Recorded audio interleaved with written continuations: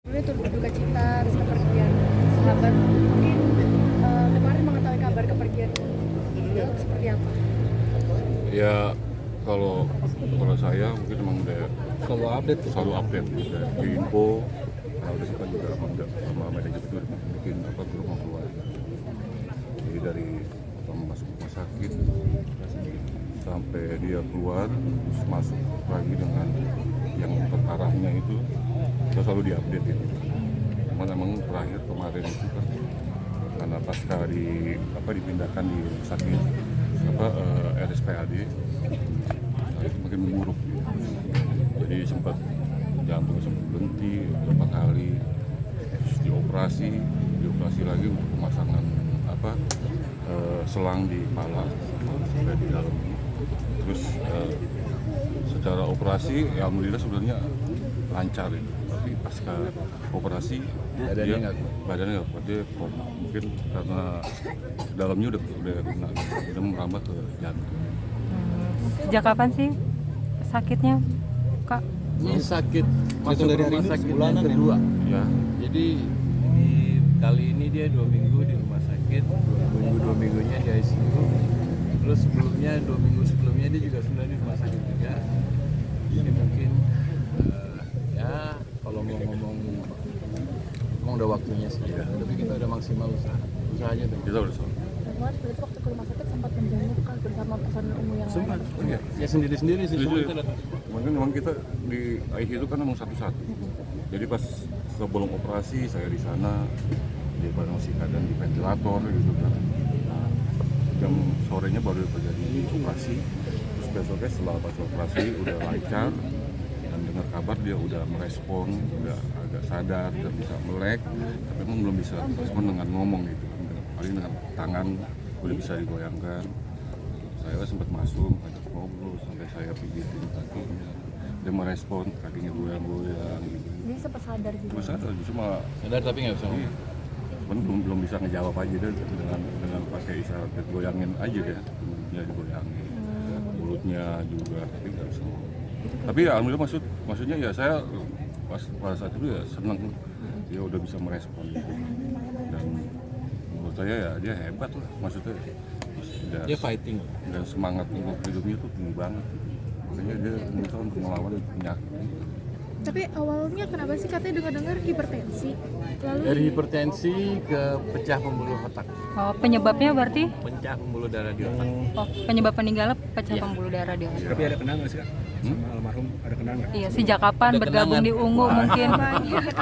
Yang terakhir Jangan 30 tahun yang mana kita mulai itu dulu. dari awal. Sejak kapan mungkin bergabungnya Kak Yang itu dari Mas sekolah. Gatot? Dari zaman Ungu belum dari sebelum Ungu juga kita Oh, udah sebelum bareng. Ungu udah Iya. gabung ya? Kalau Gatot tuh udah saudara temen udah hampir 35 tahun Pak. 30 tahun lah minimal. orang yang nggak pernah marah, selalu bercanda. Ngambek sering. Hah? Ngambek Ya, sih sering. ngambek ngelawak dia gitu. Tetap aja ngambeknya ngelawak, tapi ya itu loh maksudnya menyenangkan loh orang. Luar biasa bener. tapi sebelum sakit gitu ya, sebelum pertama kali mungkin yang hipertensi gitu, apa mungkin ada tanda-tanda sakit atau seperti apa? Dia gitu? tuh orangnya nggak pernah ngeluh sih ya. Jadi kita nggak tahu kalau dia lagi kenapa-kenapa. Kalau kayak gini juga pas sakit juga tahu ngilang aja gitu loh. Kalau nggak dikabarin Tapi sama ya- keluarganya kita juga nggak tahu. Tapi kan kita selalu kalau cepat kemudian kan apalagi dengan kondisi berat badan nambah itu kita sudah nanya ya emang ada di kolesterol. Karena kadang-kadang sama dia nggak dihiraukan gitu kan. Jadi makan seininya aja, semaunya dia, seenaknya dia aja gitu. Ya akhirnya kayak mengakibatkan akhirnya tubuh menumpuk di area naik ke sini gitu. Pada saat nggak tahu gitu, dia ntar lagi emosi kayak atau lagi ada pikiran kita nggak tahu dia. Mungkin nggak bisa naik dan bisa menjadi pecahnya pembuluh darah. Mungkin momen terakhir manggung bareng kalian tuh kapan sama Mas Gatot mungkin boleh diceritain? Di Bandung. Di Bandung. Sebulan lalu lah, Sebulan lalu. Oh, baru sebulan lalu ya? Justru malah kita setelah manggung itu kita ada persiapan buat konten studio session, terus persiapan kita buat konser di Malaysia. Itu juga Masih hadir.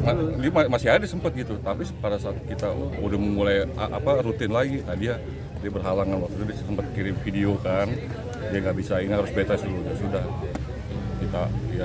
kita tunggu sampai dia sehat.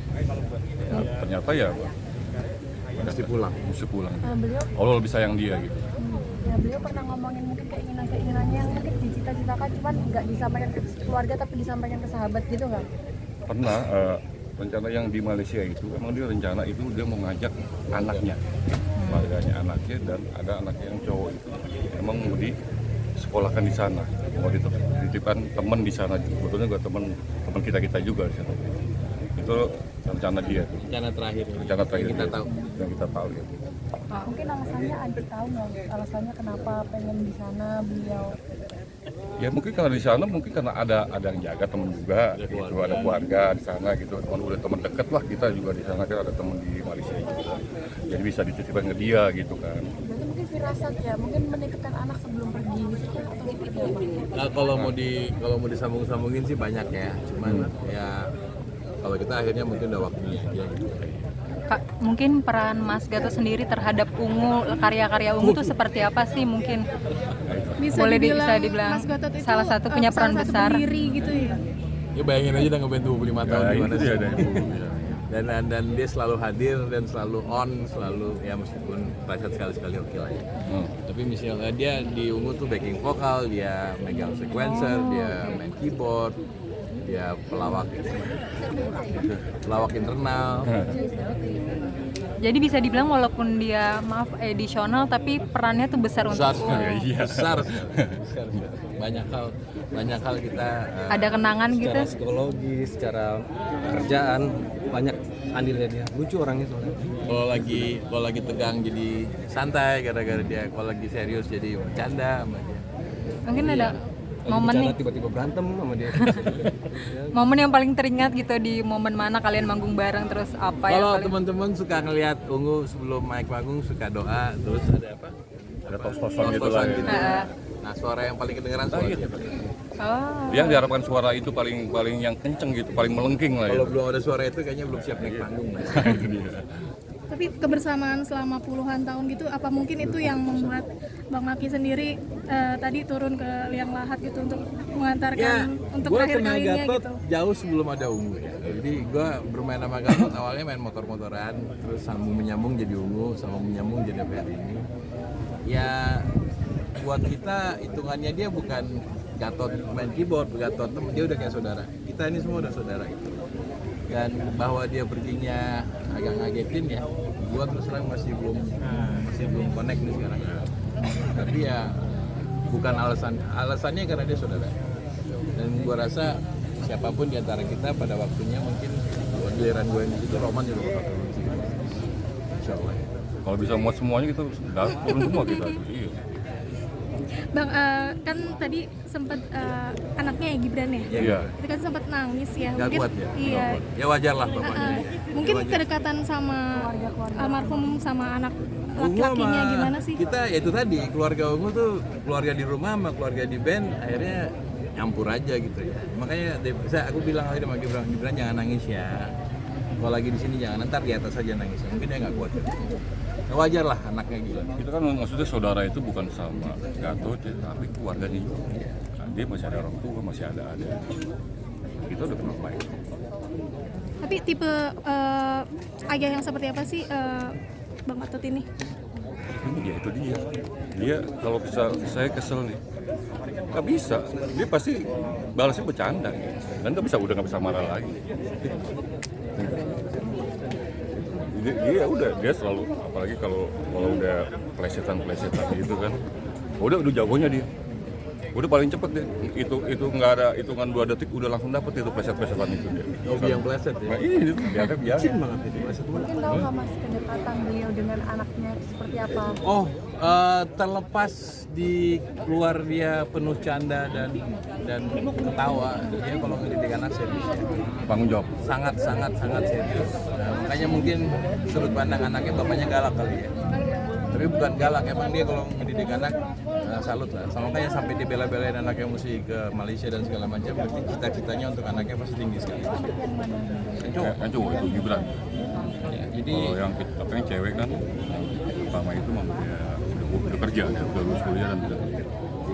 Berarti almarhum tuh meninggalkan berapa? Berapa anak? Dua 2 anak. Yang pertama itu yang perempuan. perempuan. Yang kedua yang Gibran itu. Jadi kan kalau yang perempuan itu memang dari istri yang pertama. Oh, Dari yang Gibran itu dari istri yang kedua. Oke, makasih Mas.